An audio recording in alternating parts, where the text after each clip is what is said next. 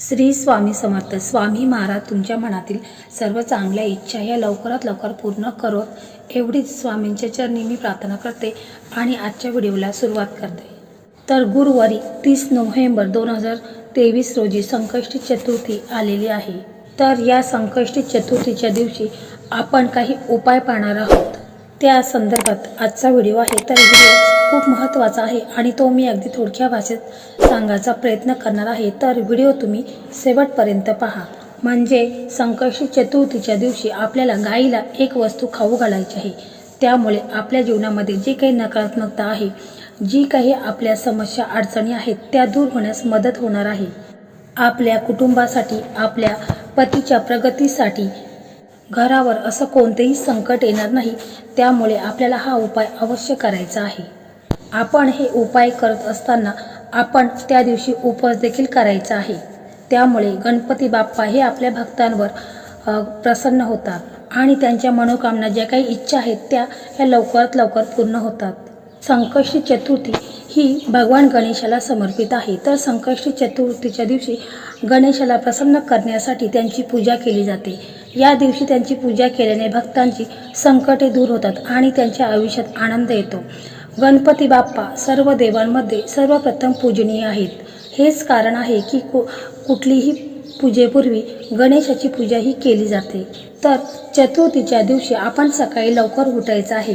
आपली आंघोळ वगैरे झाल्यानंतर, देवपूजा झाल्यानंतर मग आपण उपवास धरायचा आहे आणि मनातल्या मनात ओम गण गणपतये नमः किंवा श्री वक्रतुंड महाकाय सूर्यकोटी समप्रभा निर्विघ्न कुरु मे देव सर्वकार्येषु सर्वदा अशा प्रकारे आपण मनातल्या मनात जप करायचा आहे.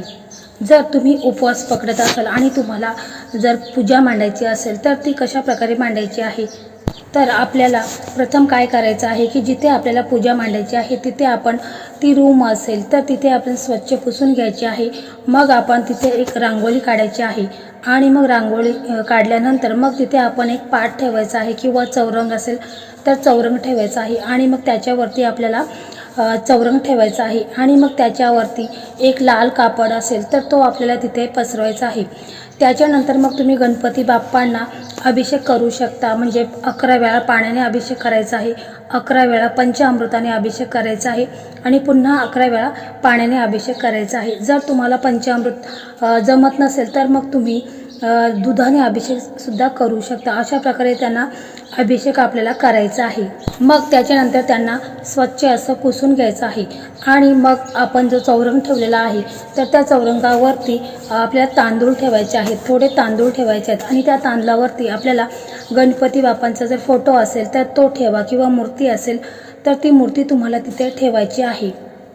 आणि मग तुम्हाला बाप्पांना हळद कुंकू, अक्षता, फुले, दिवा लावायचा आहे, अगरबत्ती लावायची आहे, धूप लावायचं आहे आणि मग आपण बाप्पांना दुर्वा अर्पण करायच्या आहेत. त्याचप्रमाणे शमीची जर पानं असतील तर ती देखील तुम्ही गणपती बाप्पांना अर्पण करू शकता. कारण शमी हे सुद्धा गणपती बाप्पांना खूप प्रिय आहे.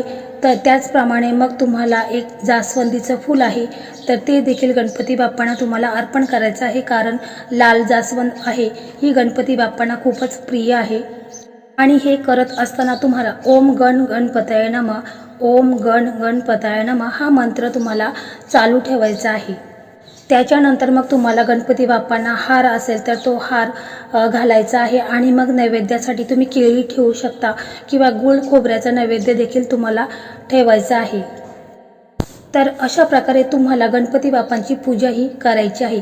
त्याचप्रमाणे तुम्हाला अथर्वशीर्ष म्हणता येत असेल तर तुम्ही ते देखील म्हणायचं आहे आणि जर जमत नसेल तर तुम्ही यूट्यूबवरती लावून ते देखील शांत मनाने ते तुम्हाला ऐकायचं आहे. त्याचप्रमाणे तुमची जी मुलं असतील, लहान मुलं असतील तर त्यांना देखील अथर्वशीर्ष ऐकायला बोलवायचं आहे.